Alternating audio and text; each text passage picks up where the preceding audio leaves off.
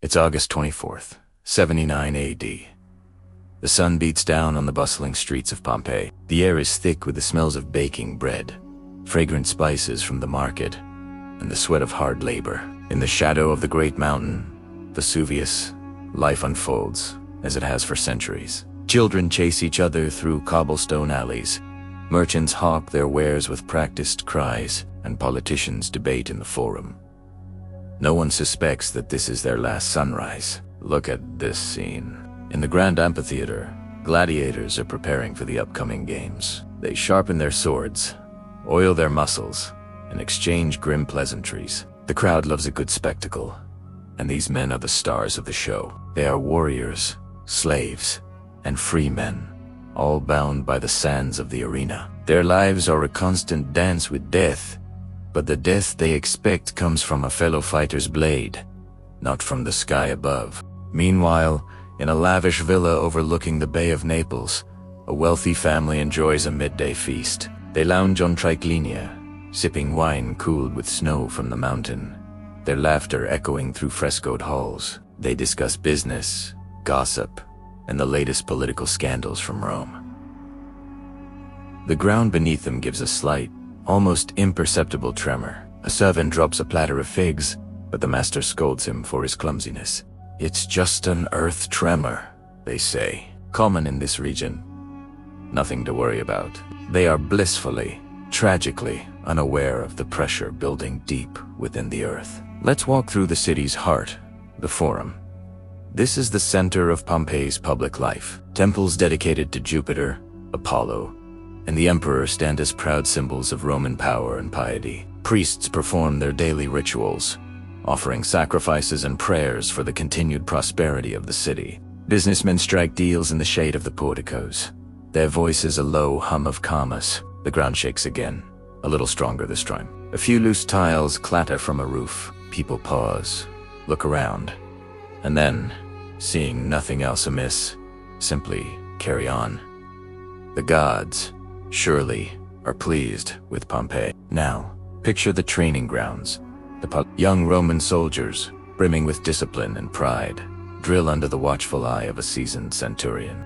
They practice formations, spar with wooden swords, and march in perfect synchrony. Their armor gleams in the harsh sunlight, a testament to the might of the Roman Empire. They are trained to face any human enemy, to conquer any foreign land. But they have no training for this. They stand with their backs to Vesuvius, the source of their impending doom, completely oblivious. The mountain is just a backdrop, a silent, green giant that has always been there. Down by the port, life is a whirlwind of activity. Ships from across the Mediterranean are being loaded and unloaded. Sailors shout in a dozen different languages. The city's famous garam, a fermented fish sauce, is being packed into amphiri for export. This port is the lifeblood of Pompeii, connecting it to the vast Roman world. But soon, this vibrant harbor will be nothing but a memory.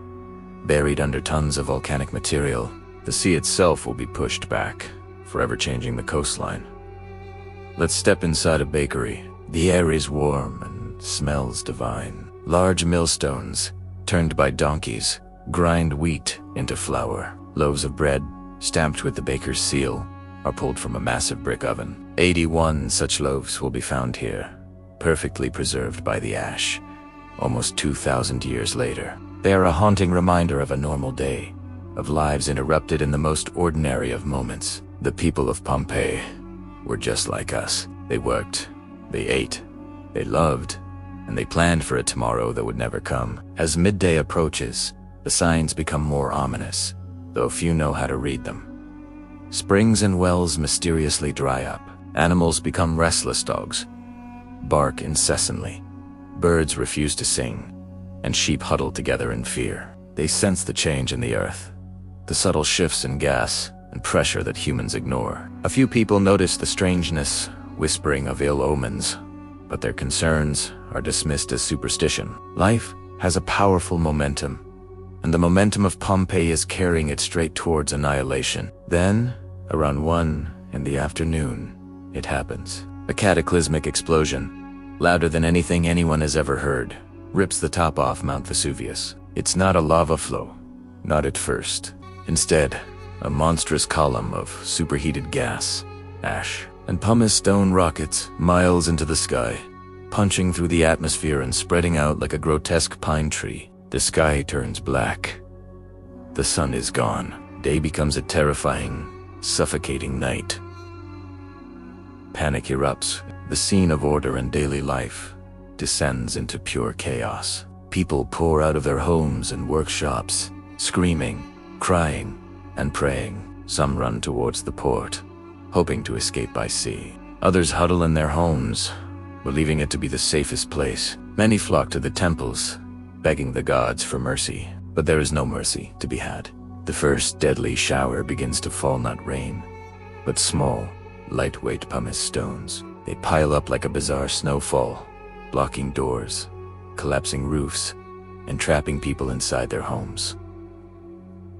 The horror has only just begun. Over the next several hours, this hellish rain continues. The weight of the accumulated pumice causes buildings to groan and then collapse, crushing those seeking shelter within. The air, thick with ash and sulfurous gas, becomes unbreathable.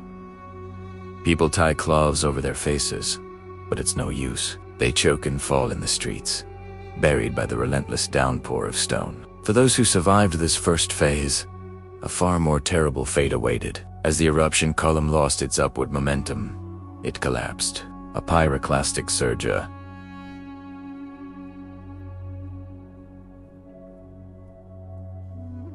superheated, fast-moving avalanche of gas and volcanic debris roars down the mountainside at over 100 miles per hour. It is an unstoppable force of nature, incinerating everything and everyone in its path. It hits the neighboring city of Herculaneum first, and then it barrels towards Pompeii.